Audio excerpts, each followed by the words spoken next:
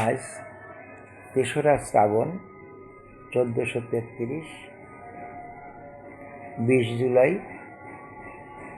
২০২৬, সোমবার।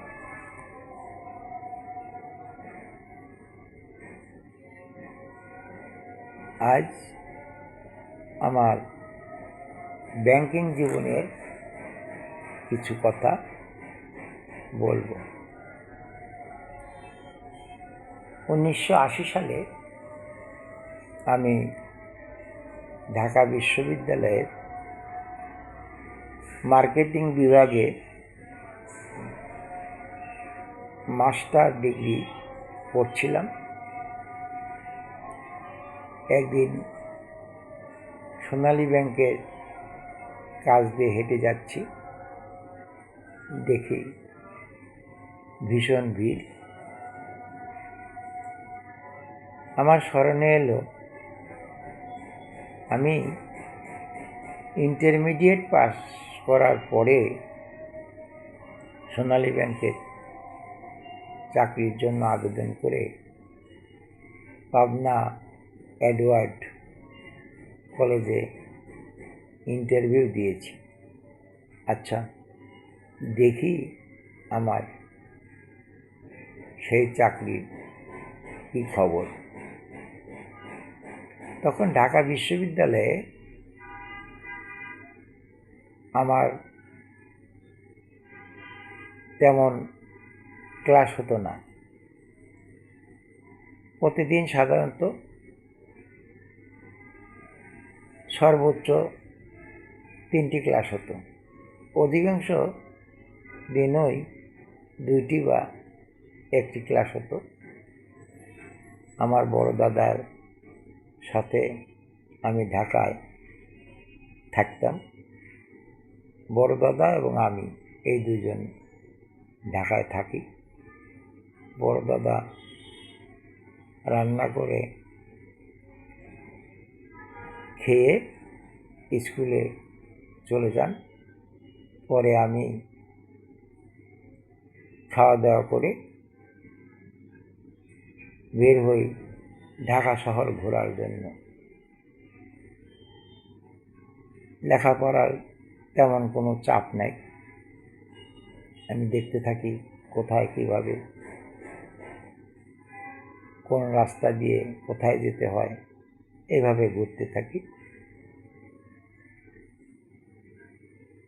একদিন সোনালী ব্যাংকের ভিড় দেখে আমি সোনালী ব্যাংকে গিয়ে জিজ্ঞেস করলাম, আচ্ছা এটা কিসের এত ভিড়? বলছে ইতিপূর্বে যে সোনালী ব্যাংকে টাইপিস্ট এবং জুনিয়র ক্লার্কে লোক নেওয়ার জন্য নিয়োগ বিজ্ঞপ্তি দিয়ে পরীক্ষা নেওয়া হয়েছে, তার রেজাল্ট হয়েছে। তখন আমি গিয়ে খোঁজ নিলাম। আমার চাকরি হবে। আমি তখন আমাদের রাজশাহী ছিল রিজিওনাল অফিস। সোনালী ব্যাংক প্রধান কার্যালয় থেকে যারা নিয়োগ পাবে তাদের একটা লিস্ট পাঠিয়ে দেওয়া হতো রাজশাহী রিজিওনাল অফিসে। রাজশাহী রিজিওনাল অফিস থেকে নিয়োগপত্র ইস্যু করা হতো। আমার মাতৃদেবী আমাকে খুব ভালোবাসতেন। আমার মাতৃদেবীর ইচ্ছা ছিল যে আমি যেন মায়ের কাছে থেকে চাকরি করতে পারি, এমন একটি চাকরি যেন আমি পাই। সোনালী ব্যাংকের এই চাকরির সংবাদে আমি তখন ভাবলাম সোনালী ব্যাংকের চাকরিতে মায়ের কাছে থেকে চাকরি করা যাবে। কারণ সোনালী ব্যাংকের শাখা বিভিন্ন জায়গা আছে।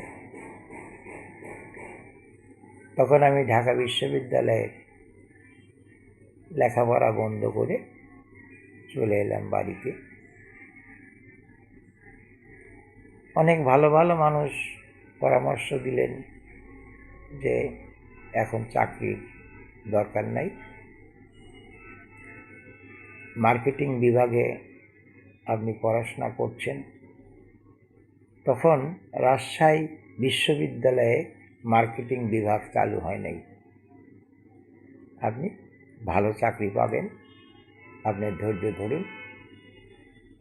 আবার কেউ কেউ বললেন চাকরি সবসময় পাওয়া যায় না, সোনালী ব্যাংকের চাকরি 6 বছরের মধ্যে আপনি পদোন্নতি পেয়ে অফিসার হবেন। সব কিছু বিবেচনা করে ভাবলাম যে চাকরি যেহেতু সবসময় পাওয়া যায় না, আর মায়ের যে ইচ্ছা, এই চাকরিতে আমার মাতৃদেবীর ইচ্ছা অনেকাংশে পূরণ হবে, তাই আমি চাকরি করারই সিদ্ধান্ত নিলাম। বাড়িতে এলাম, কয়েকদিন পর নিয়োগপত্র এলো। 22শে সেপ্টেম্বর 1980-তে আমি সোনালী ব্যাংকের চাকরিতে পাবনা রিজিওনাল অফিসে যোগদান করলাম। কয়েকদিন পাবনা রিজিওনাল অফিসে থাকলাম। তারপরে আমাদেরকে জুনিয়র ক্লার্ক ফাউন্ডেশন কোর্স করার জন্য পাঠালো রাজশাহী ট্রেনিং ইনস্টিটিউটে। রাজশাহী ট্রেনিং ইনস্টিটিউটে 3 সপ্তাহের জুনিয়র ক্লার্ক ফাউন্ডেশন কোর্স করলাম।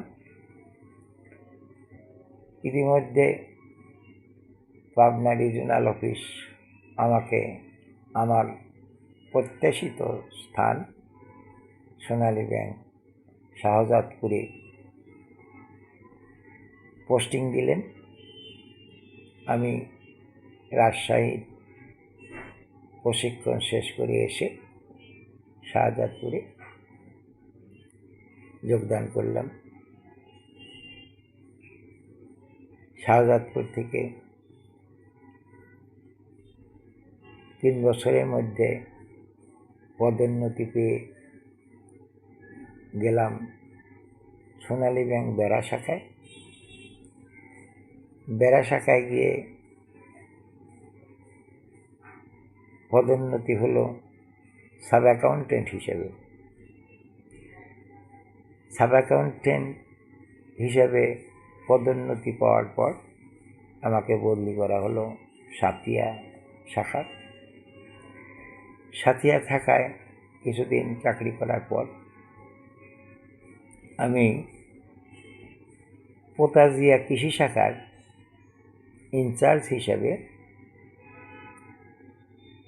আবার বদলি হয়ে এলাম শাহজাদপুরে।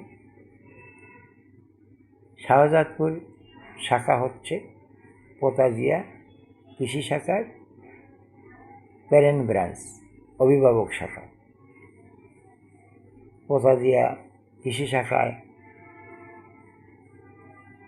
প্রায় 3 বছর অধিক চাকরি করলাম।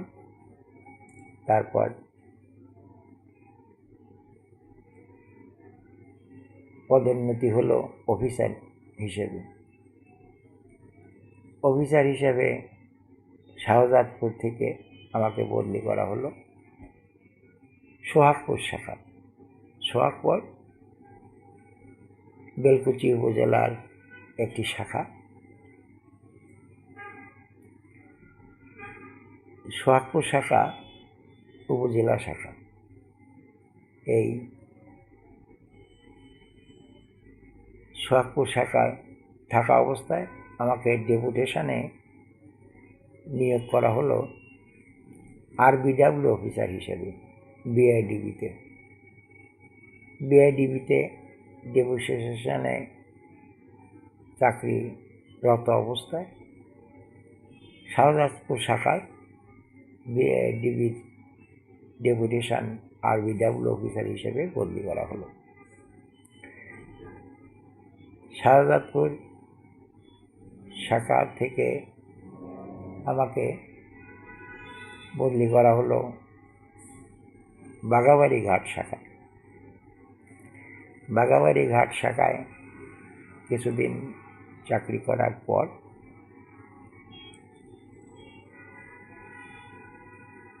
আমি যখন বাঘাবাড়ি ঘাট শাখায় চাকরি করি তখন আমার মাতৃদেবী দেহ রাখেন, এবং আমি যখন বেড়া শাখায় চাকরি করি তখন আমার পিতৃদেব দেহ রাখেন। পিতৃদেব এবং মাতৃদেবী সহ পরিবারের সকল দায়িত্ব পালনের জন্য আমার স্ত্রী রতনকান্দি বাড়িতেই থাকতো, আমার ছেলে মেয়ে রতনকান্দি বাড়িতেই থাকতো। আমি বিভিন্ন জায়গা চাকরি করতাম, একাকী থেকে একাকী রান্না করে খেয়ে। বাঘাবাড়ি ঘাট শাখায় থাকা অবস্থায় আমার মাতৃবিয়োগ হয়। বাঘাবাড়ি ঘাট শাখা থেকে আমাকে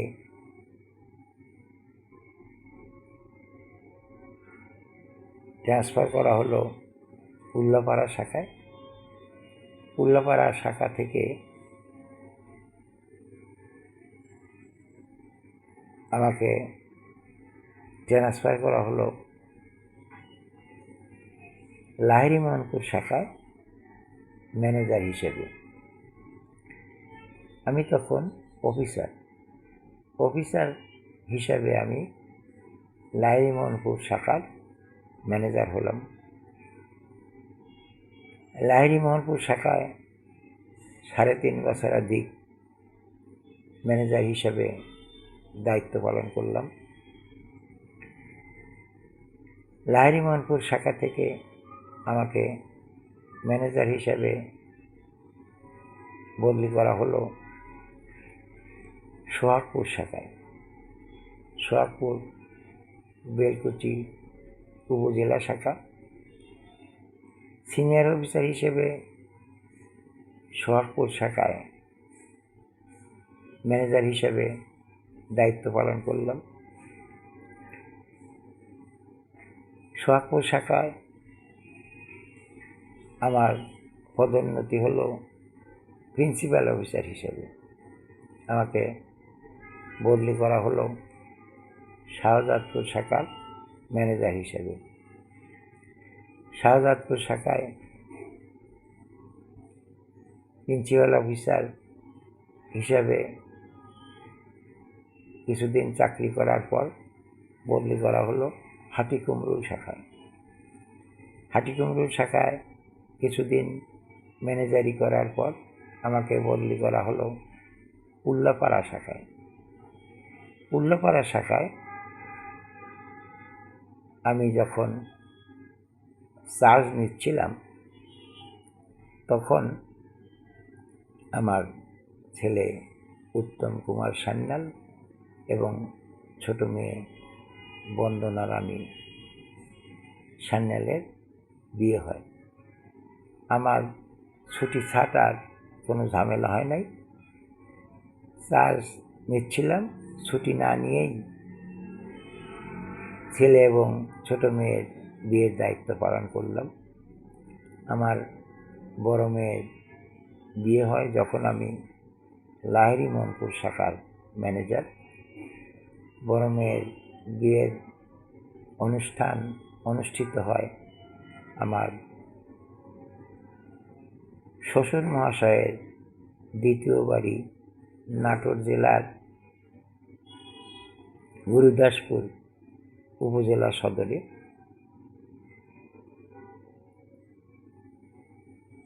উল্লাপাড়া শাখা থেকে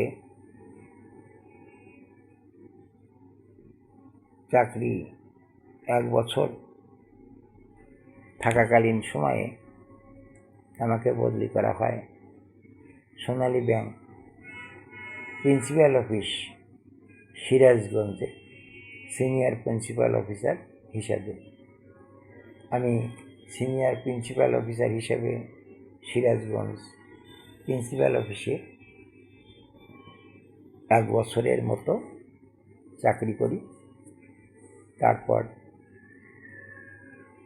25শে সেপ্টেম্বর 2018 তারিখে আমার 60 বছর পূর্তি হয়। মুক্তিযোদ্ধা হিসেবে আমি 60 বছর চাকরি করার সুযোগ পেয়েছি।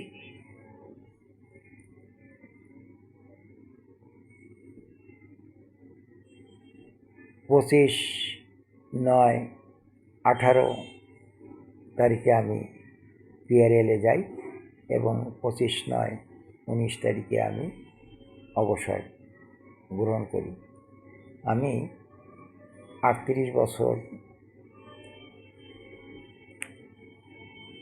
4 দিন সোনালী ব্যাংকের চাকরি করেছি। ইহার মধ্যে 11 বছরের মতো 5টি শাখায় ম্যানেজারের দায়িত্ব পালন করেছি।